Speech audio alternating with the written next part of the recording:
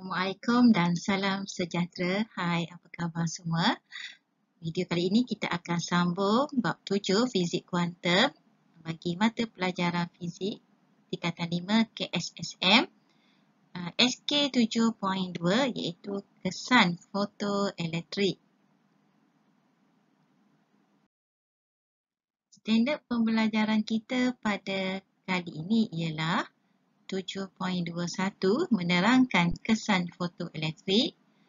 2. Mengenal pasti 4 ciri kesan fotoelektrik yang tidak dapat diterangkan menggunakan teori gelombang. Jom cana idea. Bagaimana kesan fotoelektrik terhasil? Anak-anak boleh lihat di sini, kita ada sunlight, matahari, kita ada permukaan logam. Apabila suatu permukaan logam ini disinari oleh alur cahaya yang mempunyai frekuensi yang tertentu, elektron akan dihasilkan daripada plak logam ini dan dapat dipancar keluar. Jadi fenomena inilah menghasilkan kesan fotoelektrik, di mana akan terhasilnya arus elektrik untuk menyalakan main tu di sini. Boleh faham ya? Okey, kita akan belajar lebih lanjut lagi tentang tajuk ini. Okey, ini adalah contoh. Okey, Rajah 7.6 menunjukkan kesan fotoelektrik di mana cahaya matahari akan dipancarkan. Okey. Dipancarkan pada satu permukaan logam.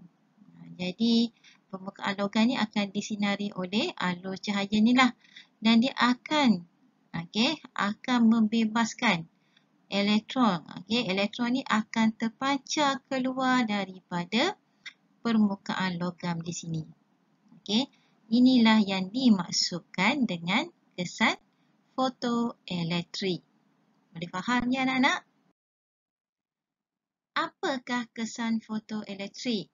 Kita pergi SP yang pertama, menerangkan kesan fotoelektrik. Apabila satu permukaan logam disinari oleh alur cahaya, cahaya ni mempunyai frekuensi yang tertentu lah. Dan elektron daripada logam ini akan dipancar keluar. Fenomena inilah kita namakan dia sebagai kesan fotoelektrik.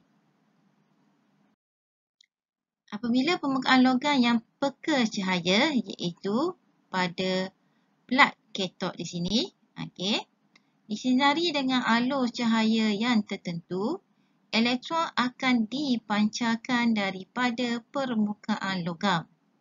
Elektron ini dinamakan sebagai fotoelektron.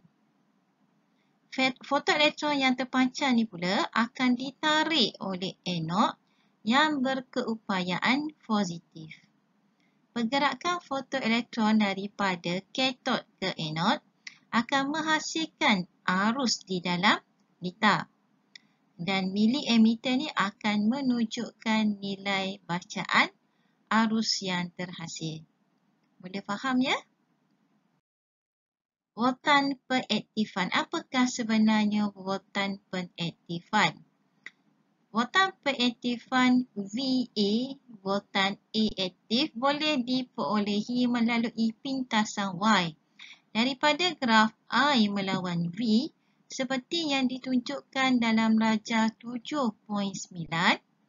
Anak-anak boleh lihat Rajah 7.9, graf I melawan V.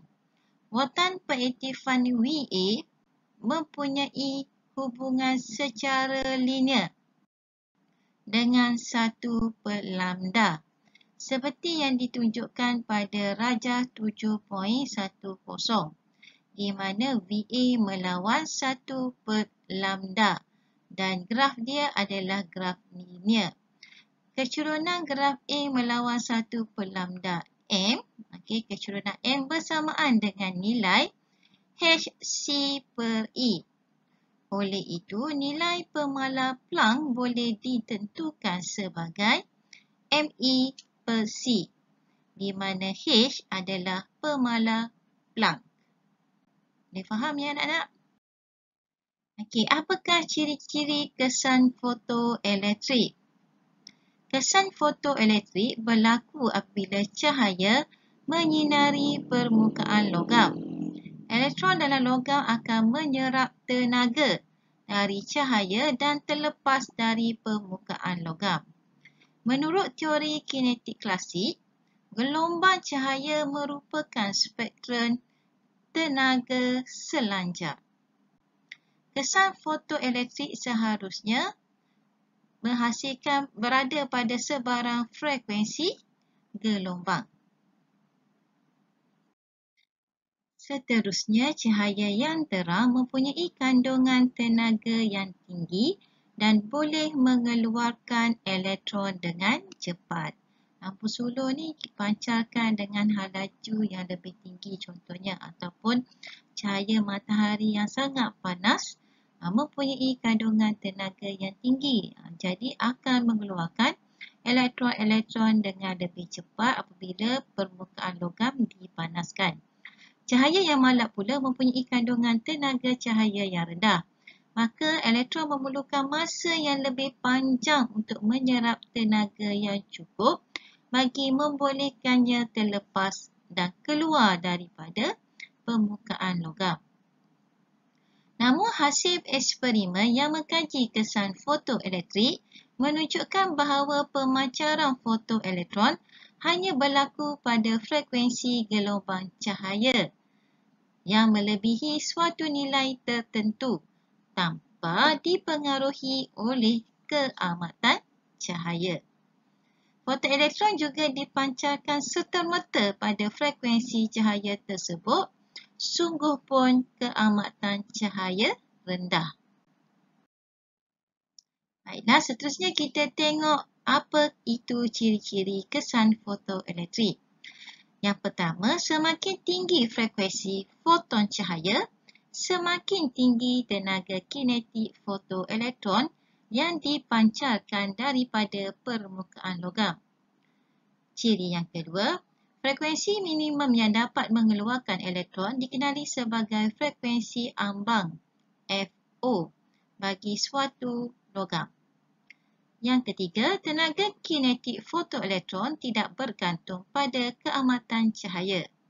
Keamatan cahaya yang bertambah tidak menghasilkan fotoelektron yang lebih bertenaga kinetik. Dan ciri yang keempat, fotoelektron dipancar serta-merta apabila permukaan logam disinari dengan cahaya. Pancaran termion.